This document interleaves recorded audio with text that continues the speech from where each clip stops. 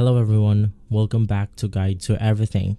In today's video, I'll show you on how you can connect MetaTrader 5 with OctaFX. So the first thing that we want to do is to make sure that the application is downloaded into our computer or mobile devices. Basically, you can just search for MetaTrader 5 on your browser and you will then be taken to the search results right here. And then you want to head over to the official website, which is metatrader5.com. Click on download MetaTrader 5 for Windows or for any other systems that you are using right here. And right after that, we have successfully downloaded MetaTrader 5. And so basically right after that, we just want to head over to the file option, click on open an account, and from here you then want to search for OctaFX.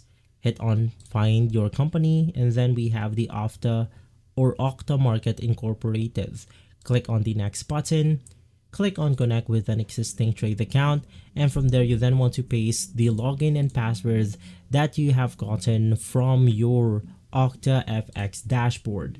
Now from there you will also go ahead and see your server, so you want to select your server right here that matches with your login credentials, and from there you should be good to go. If this video has been helpful, leave a like, subscribe, and follow Guide to Everything for more videos like this.